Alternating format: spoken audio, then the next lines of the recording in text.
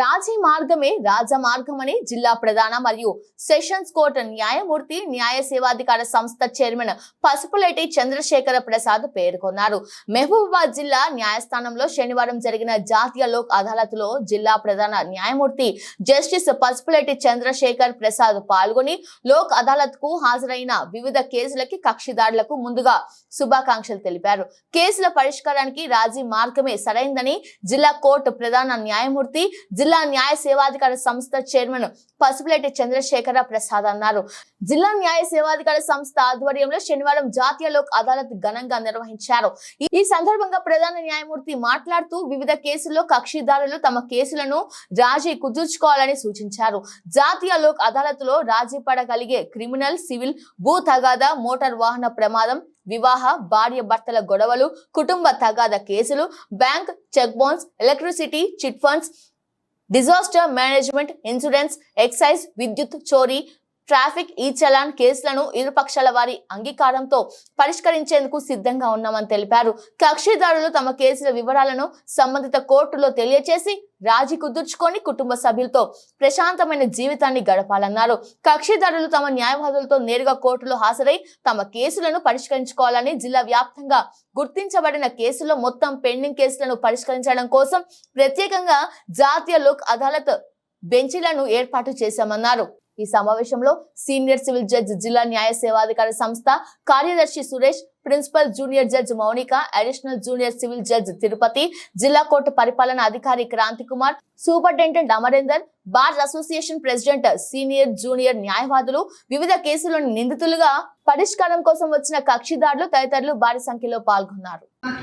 చాలా మంది బాగా తెలిసి కాలంలో చాలా కాలంలో అంటే 10-15 సంవత్సరాల నుంచి చాలా పాపులర్ అయిపోయింది. 2 పదాలు బాగా తెలిసే. నిజానికి నేను జడ్జినైనా కూడా నాకు ఈ హెరాస్మెంట్ మన పదం మాత్రం 498 నుంచి తెలిసింది. ఆ పదాలు నాకు కూడా తెలియదు. వాస్తవం హెరాస్మెంట్, క్రూయల్టీ అన్న పదాలు ఏ ఊరికి వెళ్ళినా కూడా ఎవరిని అడిగినా 498 పెట్టేసి మా అమ్మాయిని ఇబ్బంది పడుతున్నాడంట.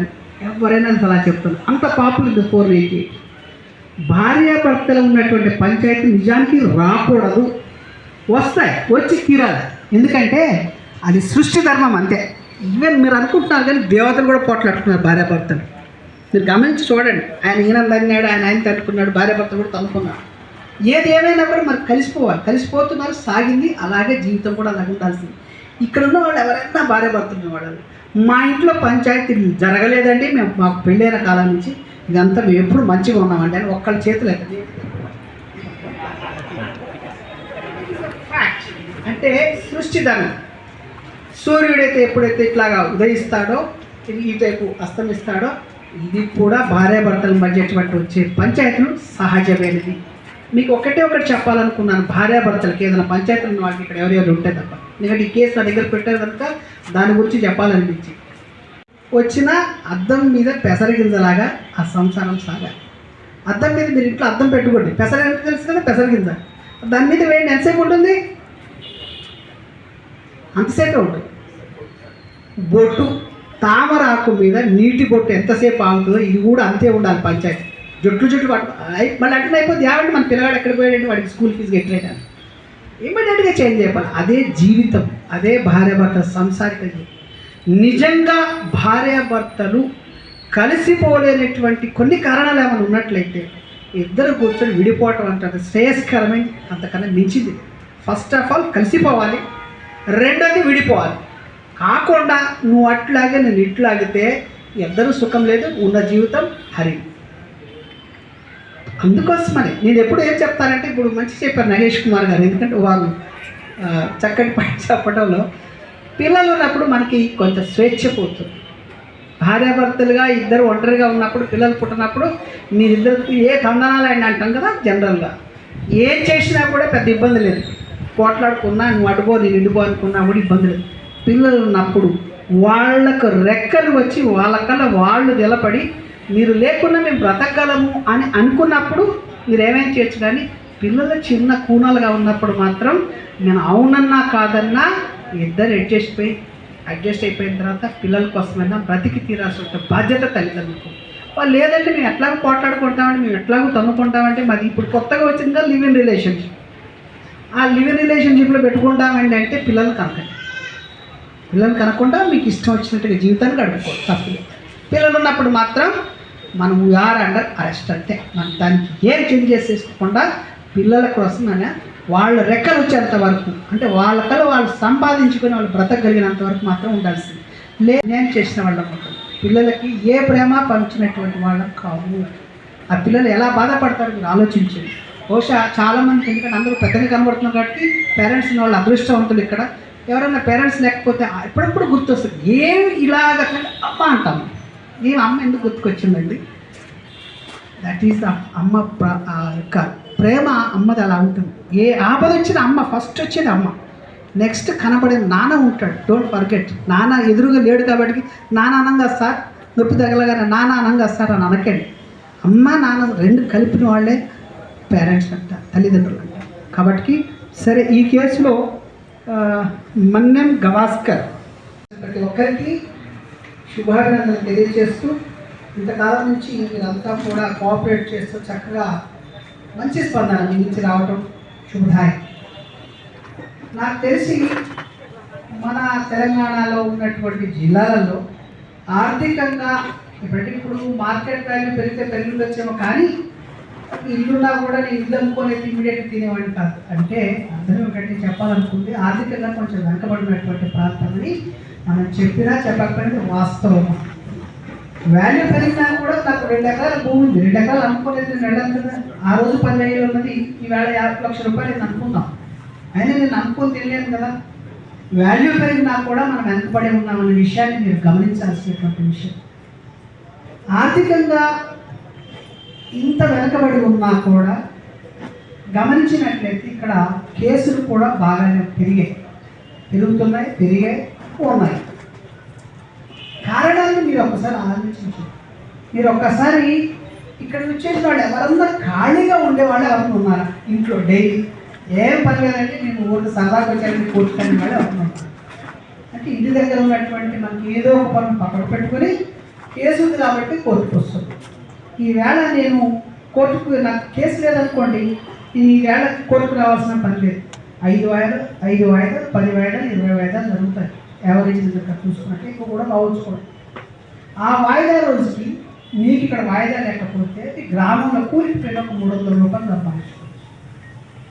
దేనికోసం మనం పోట్లాడుతున్నాం అంటే ఇదంతా కేవలం నిజమే. ఒక అర్థం వచ్చి అన్యాయం నన్ను కొట్టాడంటే దాని అన్యాయం జరిగింది, నువ్వు కోర్టుకు రావాల్సిందే, నువ్వు దాని మీద కేసు పెట్టాల్సిందే, దానికి తప్పేది.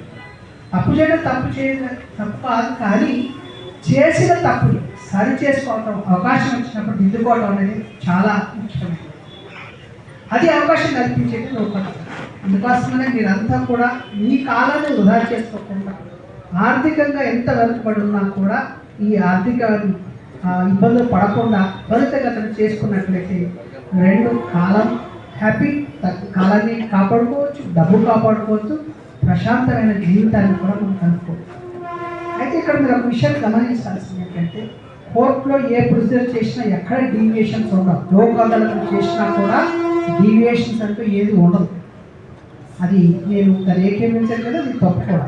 అందుకోసం ఎప్పుడైనా అవకాశం ఏమిటంటే లోక్ అదాలత్లో ఇద్దరు ఒక చోట రావడానికి ఇమ్మీడియట్గా రావడం, 2 పక్షాలు కూర్చోబెట్టి కమిటీ ఉన్న మెంబర్లు కూడా చెప్పి మంచి చెడు చెప్పి అర్థం చేసుకున్న తర్వాత కేసులు చేయడానికి ఉంటుంది తప్ప లోక్ అదాలత్ కాబట్టి సిపిసి సిఆర్పిసి పక్కకు పడేసి మీకు ఇష్టం వచ్చినట్టు చేసుకోవచ్చు మాత్రం లేదు. డీవియేషన్ అంటే ఎట్టి పరిస్థితుల్లో ఉండదు. మీరు గమనించినట్లయితే ఎక్కువ చూస్తుంటాం దాన్ని. చాలామంది ఈ యాక్సిడెంట్ కేసు మన అవునన్నా కాకుండా రోజుకు ఒక యాక్సిడెంట్ మనకు ఏదో ఇదిలో కనబడుతున్నాయి. దాంట్లో మామూలు దెబ్బలు తగ్గవచ్చు, ఇంకో కేసులో కాళ్ళు విరగటాలు, చేతులు విరగటాలు అనేవి జరగవచ్చు, లేదా కొన్ని సందర్భాలలో ప్రాణాలు కూడా పోవచ్చు. ఎవ్రీ డే మీరు ఏ పేపర్ తీసినా, ఏ ఊరు తీసినా, అంటే ఏ పేపర్ తీసినా కూడా మీకు ఖచ్చితంగా యాక్సిడెంట్ గురించి కనబడుతుంది. దానికి కారకులు ఎవరు? ఒక చిన్న విషయం చెప్తాను. ఎస్పెషల్లీ నేను హైలైట్ చేయాలనుకున్న ఏమిటంటే, ఈ ఆటో విషయాలు చెప్పాలని అనిపించింది మీకు ఈవేళ. ఈ ఒక్క విషయం చెప్పేసి ముగిస్తాను. ఆటోలో చూసినట్లయితే ఆటో కెపాసిటీ 1:3, అంటే ఒక డ్రైవరు 3 మనుషులు కూర్చోవాలి. మన దగ్గర మా బస్సులో సార్ మేము ఎట్లా పోవాలండి, మరి మా ఊరు నుంచి వెళ్ళాలంటే మాకు లేదు కదా, మీరు ఏదో ఒక దాంట్లో 16 మంది 12 మంది కూర్చుంటే ఏం జరుగుతుందని మీరు ఆలోచించండి. మనకు అర్జెంట్ వెళ్ళాలి, ఏం కాదని అనుకుంటాం, ఓవర్ కాన్ఫిడెన్స్ అంటారు. ఒక సందర్భంలో ఒక తల్లి ఒక సాక్ష్యానికి వచ్చింది నా దగ్గరికి. కొడుకు 15 సంవత్సరాల పిల్లవాడు 10వ తరగతి చదువుతున్నాడు. ట్రిపుల్ రైడింగ్, ముగ్గురు వెళ్తున్నారు బండి మీద. ఆ పిల్లవాడు బాగా చదువుతాడు సార్, బ్రహ్మాండంగా చదువుతాడు సార్. యాక్సిడెంట్ అని చనిపోయాడు. తీరా వచ్చి సాక్ష్యం కాంపెన్సేషన్ కోసం సాక్ష్యం చెప్తుంది. ఎంత వచ్చినప్పుడు నీకు వయసు రాలేదు కదా, కంట్రోల్ చేసిన వయసు లేదు కదా, మరి దానివల్ల నష్టపోయి ఎవరి కుటుంబం నష్టపోయింది. అందుకోసమనే మన బాధ్యతను మనం నిర్వర్తిస్తూ, ఇప్పుడు డ్రైవర్కి నేను చెప్పాలనుకుంది ఏంటంటే ఆటో డ్రైవర్లకి ఫస్ట్ ఆఫ్ ఆల్ వాళ్ళకి లైసెన్స్ ఉండాలి. ఆ లైసెన్స్ లేకపోతే ఇన్సూరెన్స్కి 80% బాధ్యత రాలేదు.